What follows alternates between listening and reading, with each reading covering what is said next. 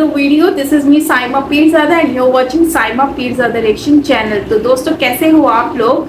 उम्मीद करती हूँ आप ठीक होंगे और मैं भी बिल्कुल ठीक हूँ, एकदम बढ़िया। तो दोस्तों आज हम जो वीडियो वॉच करेंगे ये वीडियो है कुमारी कांदम प्राचीन भारत का खोया हुआ भाग जिसे समुंदर ने निगल लिया। तो चलते हैं कुमारी कंदम जो कि समंदर ने निकल लिया वो आज की इस वीडियो में जानेंगे और देखते हैं कि इसमें क्या फैक्ट्स हमें जानने को मिलते हैं। तो ओरिजिनल वीडियो का लिंक आपको मिल जाएगा नीचे डिस्क्रिप्शन में, सो आप वहां से ओरिजिनल वीडियो वॉच कर सकेंगे। चैनल पर न्यू है तो जल्दी से सब्सक्राइब कीजिए, बेल आइकन को भी ऑल नोटिफिकेशन पे प्रेस कीजिए ताकि सारे वीडियोस आपको मिलते रहे। तो यस हियर वी गो। दोस्तों मार्सेली, अलेक्जेंड्रिया और इस्तांबुल ये आज दुनिया के बड़े बड़े शहर हैं, लेकिन यूनेस्को की माने तो आने वाले 30 सालों में ये समुद्र के अंदर समा जाने वाले हैं। यही नहीं, दुनिया भर के 21 देशों के 40 से ज्यादा शहर आने वाले समय में पानी के अंदर होंगे और वहाँ का जनजीवन इतिहास बन जाएगा। And the reason behind this is global warming. पृथ्वी के लगातार बढ़ते टेम्परेचर के कारण पोल्स पर जमी बर्फ पिघल रही है और समुद्र का वाटर लेवल लगातार इंक्रीज होता जा रहा है। लेकिन क्या ऐसी सिचुएशन पृथ्वी वासियों ने पहली बार देखी है? वेल जवाब है जी नहीं। 5th सेंचुरी बीसी के महान ग्रीक फिलोसोफर प्लेटो ने अपनी बुक्स में एटलांटिस के बारे में लिखा है जो पैसिफिक ओशन में एक आइलैंड कंट्री हुआ करती थी। एटलांटिस में रहने वाले लोग बेहद ही एडवांस थे, लेकिन फिर एक दिन ये आइलैंड पानी में डूब गया और सब कुछ बर्बाद हो गया। ऐसे ही एक मिस्टीरियस लॉस्ट कॉन्टिनेंट का जिक्र हमें तमिल लिटरेचर में भी मिलता है जिसे कुमारी कंदनम नाम दिया गया है। दोस्तों सिलापद्धिकारम जो तमिल लिटरेचर के 5 महाकाव्यों में से एक है, उसमें एक लॉस्ट कॉन्टिनेंट के बारे में बताया गया है। 2nd सेंचुरी एडी में लिखी गई इस बुक के अनुसार पांड्या रूलर्स का ये राज्य समुद्र में समा गया था। इसमें पहरुली और कुमारी नाम की 2 नदियों का जिक्र भी किया गया है जो शायद कुमारी कंदनम के लॉस्ट कॉन्टिनेंट में बहती थी। प्राचीन तमिल पोएट और स्कॉलर अदियार कुन्नलार ने बताया है कि आज के कन्याकुमारी के साउथ में एक कॉन्टिनेंट मौजूद था जिसकी लेंथ 700 कवातम हुआ करती थी। लेकिन अब ये कवातम क्या है? वेल 15th सेंचुरी एडी के एक तमिल बुक कन्नक काथिकरम में हमें कवातम की डेफिनेशन मिलती है जिसके अनुसार एक कवातम हमारे मॉडर्न मेजरमेंट सिस्टम के 10.06 किलोमीटर के बराबर होता है। मतलब कुमारी कंदनम की लंबाई 700 मल्टीप्लाइड बाय 10.06 यानी करीब 7041 किलोमीटर की थी। भगवत पुराण में भी मायन नाम के एक तमिल साधु का जिक्र है जिन्होंने एंतिराम नाम की एक बुक लिखी थी और वो कुमारी नदी के पार हुए तमिल संगम का हिस्सा भी रहे थे। अब दोस्तों संगम ऐसे इवेंट्स को कहते हैं जहां किसी अलग अलग राज्यों के फेमस पोएट्स और स्कॉलर्स आते हैं और एक साथ किसी विषय पर चर्चा करते हैं। अब ऐसा बताया गया है कि कुमारी कंदम में 3 बार तमिल संगम हुए थे। हालांकि दोस्तों इन बुक्स में इस लॉस्ट कॉन्टिनेंट को कहीं भी कुमारी कंदनम के नाम से डिनोट नहीं किया गया। दरअसल इसे तमिल लोगों का राज्य या पांड्या रूलर्स का राज्य कहा गया है। कुमारी कंदनम इस नाम का पहला जिक्र 15th सेंचुरी की बुक कंदा पुराणम में मिलता है जो संस्कृत में लिखे स्कंद पुराण का तमिल वर्जन था। इसे कुमारी नाडु और कुमारी कंदनम के नाम से भी जाना जाता था। कहते हैं कि यहाँ प्रातान नाम के एक राजा हुआ करते थे जिनकी बेटी का नाम कुमारी था और शायद यहीं से कुमारी कंदनम का नाम पड़ा होगा। एक दूसरी थियरी कहती है कि यहाँ पर कुमारी नाम की नदी बहा करती थी जिसके कारण इसका ये नाम आया है। लेकिन अब सवाल ये उठता है कि मॉडर्न ह्यूमंस को कुमारी कंदनम के बारे में कैसे पता चला और इसका एग्जिस्टेंस डिबेट का विषय कैसे बना। तो दोस्तों इसकी शुरुआत होती है साल 1864 में जब इंग्लैंड के एक जूलॉजिस्ट फिलिप स्क्लैटर एक बुक पब्लिश करते हैं जिसका नाम था मैमल्स ऑफ मैडागास्कर। अब फिलिप स्क्लैटर ने नोटिस किया कि मैडागास्कर और भारत में पाए जाने वाली कई स्पीसीज के बीच गहरा संबंध है, जैसे कि लेमुर जो मैडागास्कर में पाया जाता है लेकिन अफ्रीका के दूसरे देशों में ज्यादा देखने को नहीं मिलता, जबकि भारत में ये काफी ज्यादा संख्या में मौजूद है। लेकिन अगर ये मेनलैंड अफ्रीका से भारत नहीं पहुंचे तो आखिर ये हमारे देश में आए कैसे? अब सिर्फ भारत ही नहीं बल्कि ऑस्ट्रेलिया के साथ भी ये कनेक्शन देखने को मिलता है जहां लेमर्स की 100 से भी ज्यादा स्पीसीज पाई जाती है। अब यार ऑस्ट्रेलिया तो मैडागास्कर से बहुत दूर का एक आइलैंड है, तो फिर भारत, ऑस्ट्रेलिया और मेडागास्कर को आपस में क्या जोड़ रहा है? वेल, इस मिस्ट्री को सॉल्व किया लेमुरिया ने, जिसे एक लॉस्ट कॉन्टिनेंट के रूप में इमेजिन किया गया। ऐसा माना गया कि इंडियन ओशन में प्रेजेंट ये विशालकाय कॉन्टिनेंट भारत के कन्याकुमारी से लेकर मेडागास्कर और ऑस्ट्रेलिया तक फैला हुआ था और श्रीलंका भी शायद इसी का एक हिस्सा था। अब लेमुरिया के थियरी पर रिसर्च करते हुए जब ब्रिटिश रिसर्चर्स तमिलनाडु पहुंचे तो वहां के कई आदिवासी लोकगीतों में उन्हें एक लॉस्ट कॉन्टिनेंट का जिक्र मिला। कई जनरेशन से वहां के लोग इन बातों को मिथ्स समझकर बैठे थे, लेकिन शायद वो मिथ नहीं बल्कि सच थी। अब इस इंसिडेंट के बाद तमिल हिस्टोरियंस की नींद खुलती है और वो भी लेमुरिया और कुमारी कंदनम के बीच कनेक्शन को स्टैब्लिश करने लगते हैं। अब दोस्तों, तमिल लिटरेचर के अनुसार कुमारी कंदनम पर पांड्या किंग्स ने 11,000 सालों तक राज किया था और जैसा कि कुछ देर पहले मैंने आपको बताया था, यहाँ पर 3 तमिल संगम्स भी हुई थी। इनमें से पहली तमिल संगम 9000 BC में हुई थी, यानी कि आज से 11,000 साल पहले। ये मदुराई शहर में हुई थी जो कुमारी कंदम की कैपिटल थी। अब दोस्तों, मैं आपको यहाँ साफ कर दूं कि ये आज के तमिलनाडु के मदुराई शहर नहीं है। कुमारी कंदम को टोटल 49 पार्ट्स में डिवाइड किया गया था, जिसमें से 7 पार्ट्स मदुराई के थे। अब इसी में से कोई एक पार्ट कुमारी कंदम की कैपिटल रही होगी। कहते हैं कि पहली तमिल संगम में 4449 पोइट्स ने हिस्सा लिया था और कुबेर, मुरुगन और शिव भी इसमें शामिल रहे थे। अब ये 1 या 2 दिन का इवेंट नहीं होता था, बल्कि जनरेशंस तक हुआ करता था। पहली संगम 4440 सालों तक चली थी, जिस दौरान 89 पांड्यान किंग्स ने शासन किया था।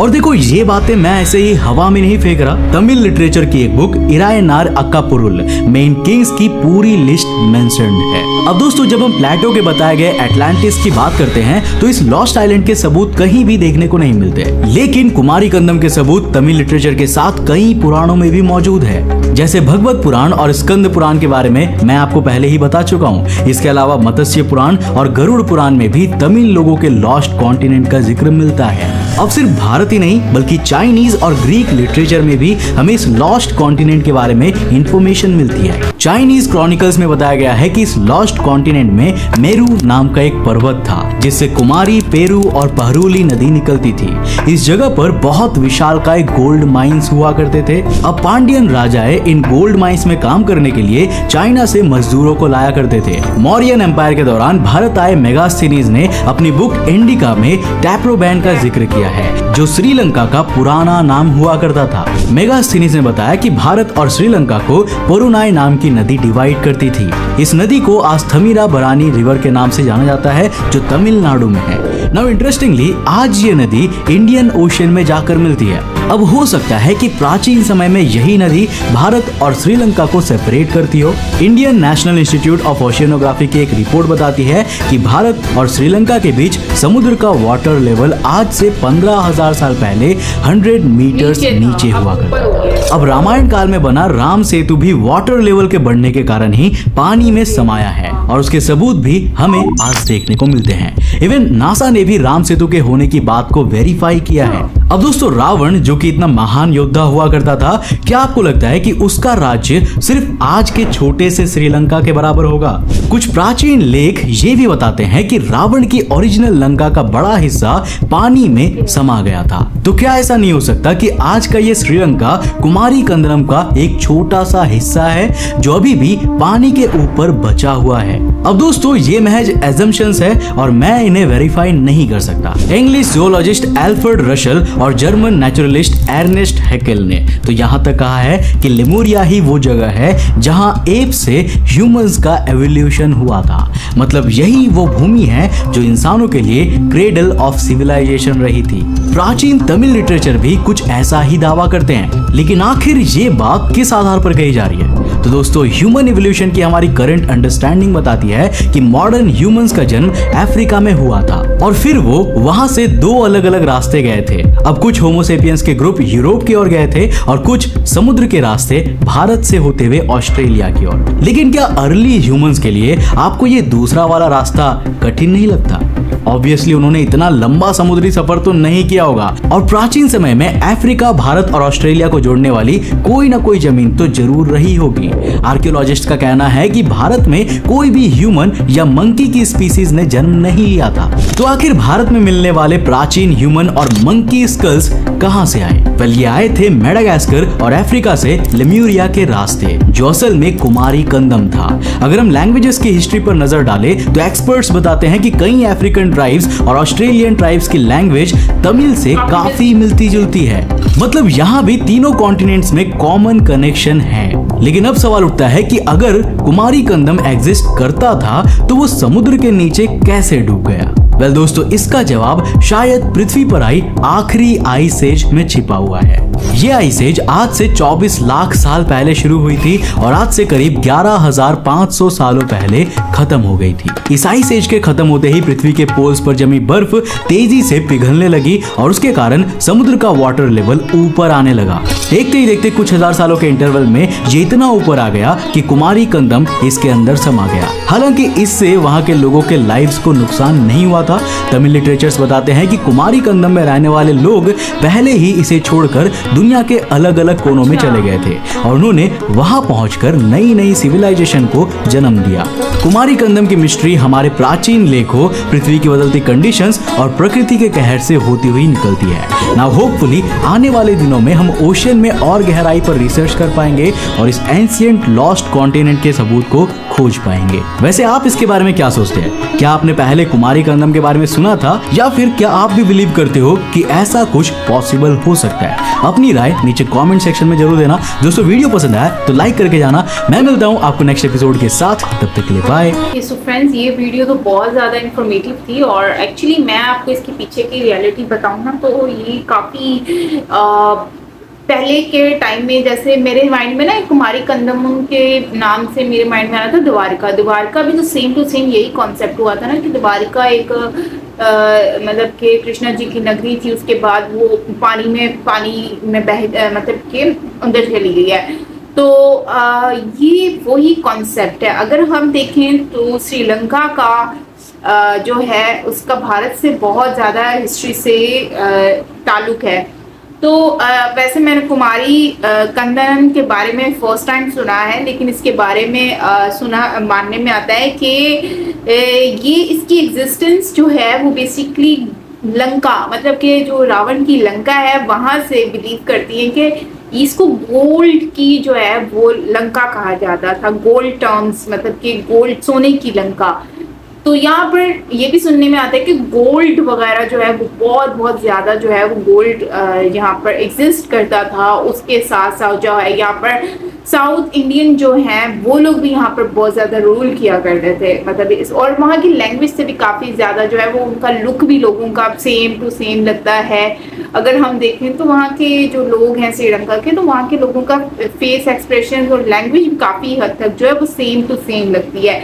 सो पहचान में नहीं आते। और मुझे पहले लगता था कि शायद ये तमिलियन लोग ही हैं जो मतलब कि श्रीलंका में बसते हैं। तो इनके जो पांड्या किंग हैं वो मतलब कि काफ़ी ज़्यादा वहाँ पर जो है वो सुनने में आता है कि बहुत ज़्यादा अमीर तरीन हुआ करते थे और उनके पास बहुत ज़्यादा वो गोल्ड पैसा वगैरह हुआ करता था। तो कुमारी कंदम जो है वो एक सिविलाइजेशन हम कह सकते हैं। जैसे हड़प्पा है पाकिस्तान में, मोहनजोदड़ो है सिंध में, और उसके साथ साथ जो है भारत में भी आप देखें तो काफ़ी सिविलाइजेशंस जो है वो आपको मिल जाएंगे। सेम टू सेम यहाँ पर भी सिविलाइजेशन थी जो मौजूद थी रावण के टाइम, मतलब कि उस टाइम पर। और उन्होंने फिर जब जाहिर सी बात है उनको वहाँ से मूव किया गया, मूव करने का कहा गया, तो फिर वो अलग अलग जगहों पर मूव हुए। और जहाँ तक हमें आज आइडिया होता है तो आप देखें कि बहुत सारे ऐसे प्रूफ है रामायण से रिलेटेड भी और श्रीलंका से रिलेटेड भी और हिस्ट्री से रिलेटेड भी। जैसे जो सेना थी, राम जी की सेना थी, उन्होंने किस तरह से जो है वहाँ पर पुल बनाया था और 30 किलोमीटर का जो है वो बनाया था 5 डेज में ऑलमोस्ट। तो वो अभी भी एग्जिस्ट करता है, लेकिन पानी के अंदर है, इसलिए इतना ज़्यादा मतलब कि उसके ऊपर जब छानबीन हुई तो पता चला कि वो अभी तक एग्जिस्ट कर रहा है, मतलब कि ये सब कुछ भी।